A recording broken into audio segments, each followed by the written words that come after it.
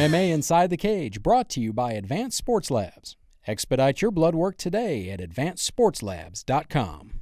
Welcome to MMA Inside the Cage, bringing the world of mixed martial arts straight to you. I'm your host, Cyrus Fees. Next to me, the man that is all ate up with jealousy, talking about Casey Oxenden. Well, I have to admit, I'm a little perturbed right now that I didn't make it out to the Arnolds and to Strikeforce. You know, that was women's MMA history right there. It was good. But, you know, we made some women's MMA history ourselves, you know. My fighter, Michael Tyson, she, you know, brought home her first MMA victory right there at Cage Brawl that same night. So, you know, I'm not too agitated. Maybe a little bit. I can see it all over your face, brother. You know what? MMA Inside the Cage did make it out to Columbus, Ohio, to the Arnold Classic and to Strikeforce Tate versus Rousey. We have a knockdown, drag-out main event coming up later, and you'll never believe who I caught up with at the Arnold Classic Expo. But let's get into the event. Of course, we know the main event was heavily hyped, probably one of the most hyped women's MMA events that we've seen in a long time. And this one was good from beginning to end, even with the prelims. Ryan Couture kicked it off on Showtime Extreme with a rare TKO victory over a very tough Connor Hune out of 10th Planet Jiu-Jitsu. I mean, you had Eddie Bravo on one side, you had Randy Couture on the other side. It was pretty cool stuff. You know, and Ryan Couture really made a big jump by beating Hune like that. That's just really good to see. Well, you know, wrestler versus jiu-jitsu right there, and of course, wrestling prevailed for a second-generation fighter. It was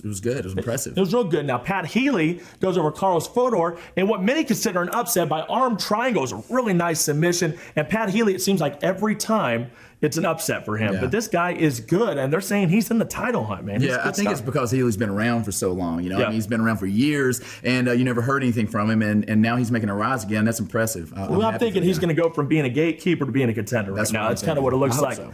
You know, and Healy's going to meet Jay-Z Cavalcante on May 19th at Strikeforce 40. That's something to look forward to. Next was a battle of Ohio as Cincinnati's Roger Bowling met newcomer Brandon Sailing out of Cleveland. Cincinnati versus Cleveland. Both guys take the fight on short notice, but it's Bowling that dominates this fight. Let's go and listen to the post-fight where Bowling talks about the effects of the tornadoes on his mindset. With you, that was on my mind a lot. Not my town. I grew up in a really small town, Neville, Ohio, but Moscow, a town right before the small town just got completely wiped out. So I was on the phone all night with my mom and my friends and family, and you know, a bunch of their houses and stuff got tore up. So you know, some things mean more, right? Is that basically what you're getting at? You know, I mean, these things weigh on you. I can only imagine. Well, I mean, it didn't affect the fight at all, but you know, my prayers and stuff go out to everybody in Moscow and Felicity, where I'm from. I think there was a few fatalities, so you know, I just thoughts and prayers are with them guys. So. Now, the story isn't over on this one. His opponent, Brandon Sailing, we found out had a very dark past, and it's come out that he actually had a rape charge back from when he was 18 years old, and he also had a domestic assault charge. And to add icing to the cake, at the weigh-ins and during the fight, you could visibly see neo-Nazi tattoos on his chest. This is crazy. You know, how did Strikeforce let this get by them? Man, they're going to take some heat for that, you know, for letting that go down. But, you know, it is what it is. And, you know, Strikeforce was just trying to put together a good card. And, you know, and the fight was a pretty good fight, you know. So, you know, it is what it is. Yeah, unfortunately, it's just one of those things, you know, politically correctness, that sort of thing. In this day and age, you got to watch. Yeah, it's true. Now, finally, finishing up the prelims was a big women's MMA matchup that most likely decided the number one contender for the 135-pound title. Yet Sarah Kaufman, the former champion, taking on Alexis Davis, a very worthy contender. And this one was fight of the night for most. I'll tell you what, Casey, it looked like a Rocky movie, man. This was crazy. First two rounds, you saw Alexis Davis just getting her face pounded. It looked like hamburger meat at the end. Third round, she makes a comeback, gets the takedown. I mean, and she made it a close decision. This fight was good. Regardless of the hype, you know, they weren't going to let the Tate Rousey fight overshadow them. That's true. And, you know, Sarah Kaufman really put herself in position to vie for that title again. You know, she kind of felt that she was in position initially to face Miesha Tate. No question about it at this point. It was bloody, it was nasty, and it was a great war, and that was a testament to women's MMA. That's right. And, you know, it was going to take a lot for Tate and Rousey to follow that up. We'll see what happened in the main event and the rest of the main card after the break. And we'll also hear from MMA legend Don Fry and Strikeforce lightweight champion Gilbert Melendez, among others, later on in the program. But first, it's your MMA Inside the Cage armbar of the week. Oh, come on, Casey. Tate's got to get herself moving and get out of there. The ref's going to step in. Rousey going to work on the champion from her back. Looking for the arm again. Here she goes. And again now transitioning to the arm. Less than a minute remaining in the first round. Ronda Rousey extending the arm. She's got to squeeze her knees a little bit. Tate hanging on, desperately trying she's going to break it. Oh, it's over! Rousey has done it! 5 professional fights, 5 first-round armbar submissions. Ronda Rousey is the new Strikeforce Women's Bantamweight champion. She backed up all the trash talking. What an athlete! What a victory! That was an incredible fight.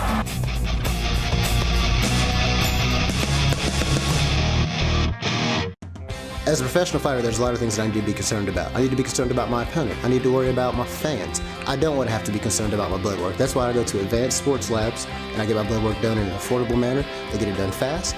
They send it to the commission, they send it to the promoter, and they send it to me, so I have peace of mind knowing that everything's done properly. I mean, why wouldn't you use Advanced Sports Labs? They get things done faster than the competition, and their standard rates are lower than everyone else's sale rates. It's a no-brainer.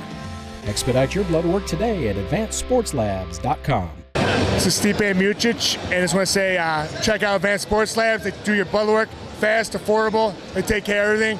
Those guys are awesome. They're my sponsor. They take care of me. Check them out. Expedite your blood work with Advanced Sports Labs.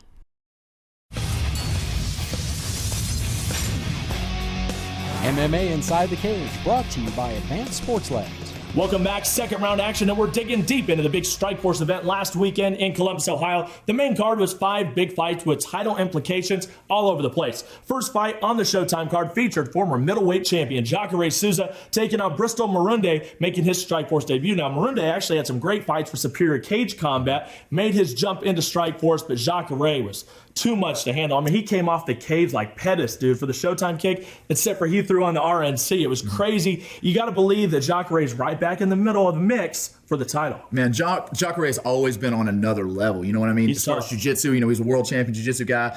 He's famous. Before he even came to MMA, he was famous for that. A lot of people felt like that he beat Luke Rockhold, even though it was a unanimous decision. A lot of people scoring it and watching at home, felt like that he should have won that initially. Jacare is the man, and he's going to be in strong contendership. Oh yeah, they kept on showing Rockhold throughout the fight. They're saying that one's probably going to happen, so that'll be interesting. We got action from the welterweights next, as the always controversial Paul Daly faced off with former Pride champ Kazuo Masaki. Now Daly continues to look good in his fights, and he looked good in this one, but Masaki just outpointed him in this one, taking the decision. Daly takes another loss, and it looks like he's that much further from the title and from a return to the octagon, like a lot of people have wanted to see. So that's kind of the lay of the land. Well, like you say, he is making good performances, but he's kind of positioning himself in one of those gatekeeper top positions if he's not careful. Of course, the loss to Woodley was a solid effort, and then Masaki, it's a former Pride Grand Prix guy, champion, but he's going to have to get on that winning road if he's going to step forward back in the That's big true. show. Now another middleweight showdown as Scott Hands of Steel Smith returns to the division that he likes at middleweight. He was at welterweight. He looked real sickly. He's back to a better division against the very hungry Lumumba Sayers, 2-0 in Strikeforce. Sayers was dominant in this fight. Take a look there. You can see the grappling was good. The striking was good. He had a few things to say after the fight. Let's take a look. He's here with Lumumba Sayers, just got a big win over Scott Smith, by far the biggest win of your career. Name fighter, man. Scott Smith's been through some wars. He's had some big wins. How did it feel to get that W today? It felt great. With God the leader in my life, I had no doubt that I was going to go in there and win tonight. I felt victory from after Hell Week, with my coaches. When Hell Week was over, I felt like nobody could stop me. I'm going with Chris Green. He's 240 pounds. He's ready for Klitschko.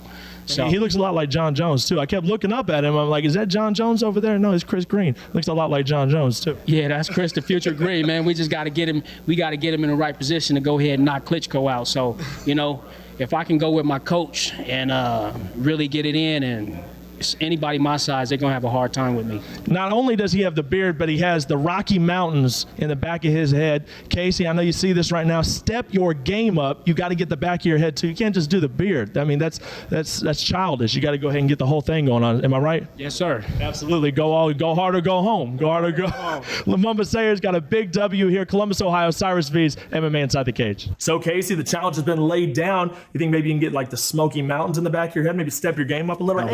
Back of your head. Come on, Take man. it off Sherdog, not from you. Co-main event had the punk Josh Thompson returning to the cage after a long absence, going against another top contender in KJ Nunes. KJ Nunes always brings it. This one had big title implications. Now Thompson grinds out a decision. The crowd is not happy with this, man. There was a lot of booing going on, but Thompson executed his game plan. He did a lot of ground and pound, and it was good. However, he was not happy with this performance, and you can hear that when he talked to Mauro Ranallo. Josh, congratulations on the win. I know it's been a long time. You've had to battle various injuries. What did you think about your performance tonight? It was Okay, elaborate. Why do you think it was that bad? How else do you explain it? No, really what happened was I haven't fought in 15 months. I tried something different because I was always getting hurt. And the bottom line is when I got back to my camp, I got staffed twice in the training camp. I couldn't train, so my conditioning.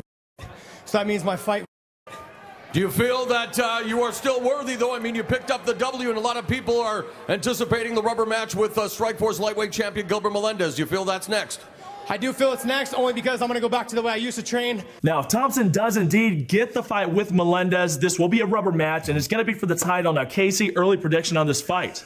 I'm going to go with Melendez. I'm going to go with the champion because, of course, Thompson took the first fight. Melendez looked extremely dominant in the return bout, and Melendez is just on a roll right now, man. He's one of the best in the world, I think, and I pick Melendez. Well, Thompson's a great talent. We're going to hear from Melendez in just a second, Casey. Actually, before we get into the main event between Miesha Tate and Ronda Rousey, we happened upon some of the biggest names in MMA at the Arnold Classic. Let's take a look. This is MMA Inside the Cage. Cyrus Fees, MMA Inside the Cage. We're here at the Arnold's Classic here, and I'm standing next to one of the UFC's brightest new heavyweights, Stipe Miocic. And I'm standing next to one of the UFC's brightest bantamweight stars. Of course, that would be Scott Jorgensen. I'm standing next to the man that is pretty close to the top of the heap of the heavyweight division here at Strikeforce, undefeated, Daniel Cormier. Hi, I'm standing next to UFC's Dustin Poirier. We talked a little bit about this off camera. They got the show out there on MTV called Caged. I don't want people to be educated the wrong way. So people who have no idea what MMA is, and then they watch that and they see these guys do the stupidest stuff you can think of, and drink the day before they're fighting and all that stuff. I don't want them to think that that's what mixed martial arts is, because it's not. Standing by with Strikeforce lightweight champion Gilbert Melendez. I think I've done it in Strikeforce already, by beating people that are in the top 10 at the time, and beating Shinya Aoki, the number 2 fighter in the world at the time. And there's a point now where people believe that might be the case, but I have to have faith that they'll come through for me like they've done in the past. I've been able to make myself as high as top 3 in the world right now, being in Strikeforce. I don't see why I can't be number 1. Know who this guy is here? He's got the cowboy hat, he's got the mustache. It's Don Frye, the Predator, right here at the Arnold Classic. Knock off this drug testing bull. If you're going to drug test athletes who produce money or produce millions of dollars, then drug test everybody on welfare. You know that? Yeah. And drug test the Congress. What's fair is fair. Yeah, absolutely. Because these athletes, they're producing something, so why shut down something that's good for the country? Okay, well, there it is, man. Wise words from Mr. Don Frye, the Predator, joining us, and I appreciate the time. Cyrus Fees, the Arnold Classic here for MMA Inside the Cage.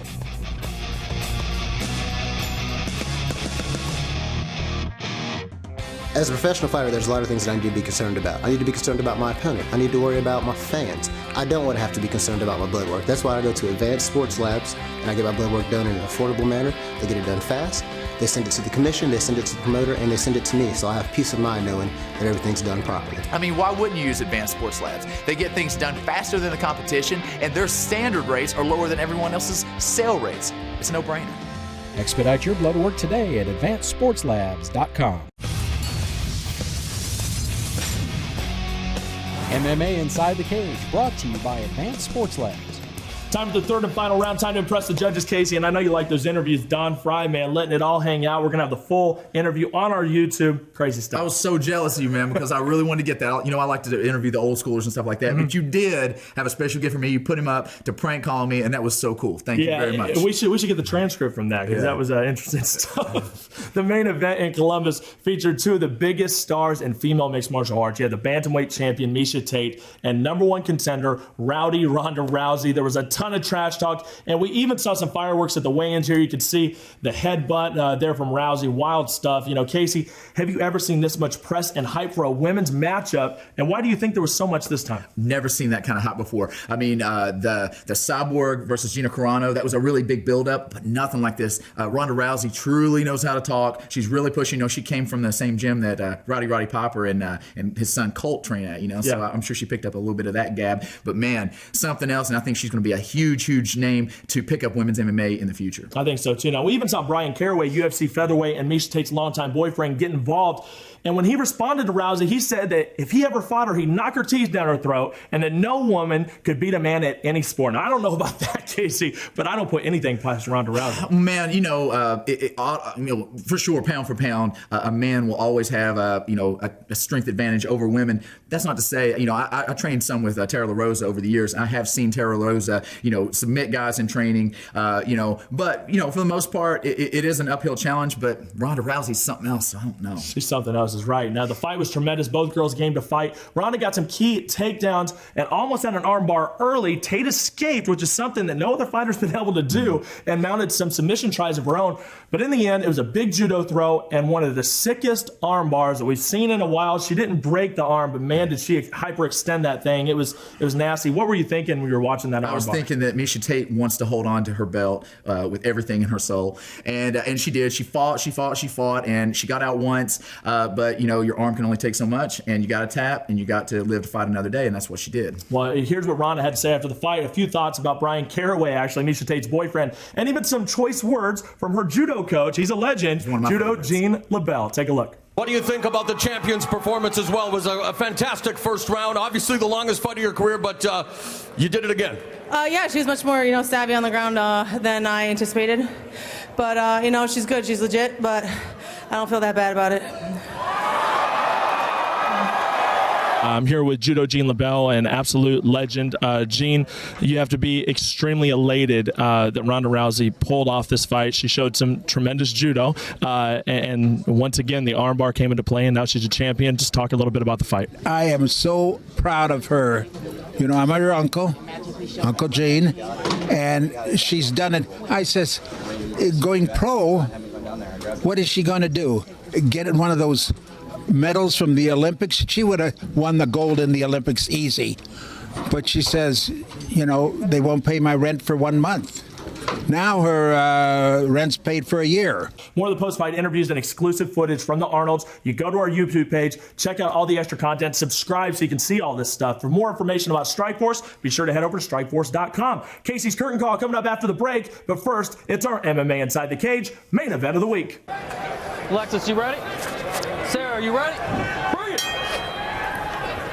The bell and round one. We are scheduled for 3 5-minute rounds in women's bantamweight action. Sarah Kaufman in the red gloves, Alexis Davis in the blue gloves, and immediately they come out chucking the leather. Alexis Davis again working at the Armory in Florida on her stand-up, wanting to really hone that skill, and boy, she is definitely staying in the pocket with noted striker Sarah Kaufman. Yeah, and so far Davis's punches that have hit Kaufman have hit a solid piece of granite, basically. Wow, she's got the collar tied, feeding Kaufman some uppercuts, a right hand. Oh, but Davis got stung with that shot from Kaufman, but boy, proving that she too can take a shot.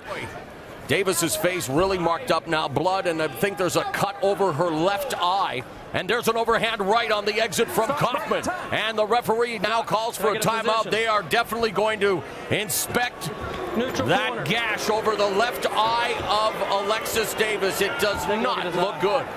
Non-stop action in the Strikeforce women's bantamweight battle between former champion Sarah Kaufman and Alexis Davis. 5 seconds left in the second round. We want more. We're getting it. Round 3 coming up.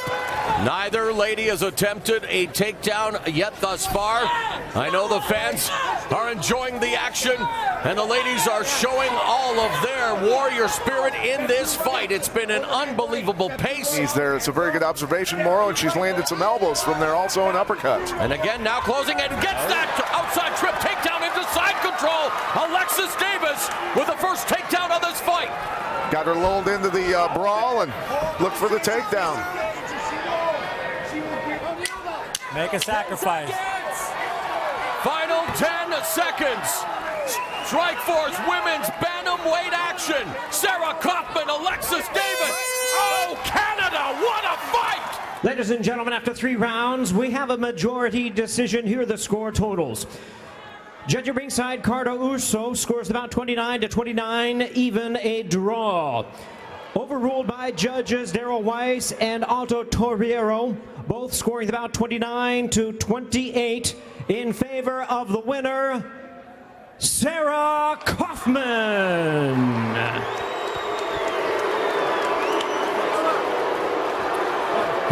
Columbus, Ohio, I know you're booing, but please let's hear it for both of these ladies. A fantastic fight tonight.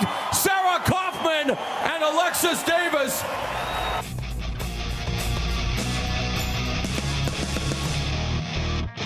Advanced Sports Labs is always a great experience. You go in, you get your blood drawn, they take care of all the paperwork for you, they send your results to the commission and to the promoter, so I can just focus on being a professional fighter and getting on the fight. Advanced Sports Labs. Expedite your blood work today at advancedsportslabs.com. MMA Inside the Cage, brought to you by Advanced Sports Labs. The episode was epic. The event was epic. Tate versus Rousey. And before we go, let's hear an epic curtain call. All right. Well, partner, thanks again for picking up all those great interviews up at Strikeforce. Yes, I was so jealous I couldn't be there. I knew this was going to be a big event, and it really, really delivered. You know, Ronda Rousey, she can talk the talk. She can back it up, and she is a huge figurehead for women's MMA. So all hail to the new queen of mixed martial arts. Next week, we have big interviews as Iris Garcia got out to the Rain Training Center, caught up with Mayhem Miller, Mark Munoz, and more. Get over to our official YouTube page and check out all the interviews. Find us on Facebook. Follow at MMAITC and send any questions or comments to MMAinsidethecage@gmail.com. I'm Cyrus Fees. Casey Oxendine. And we'll see you next week Inside the Cage.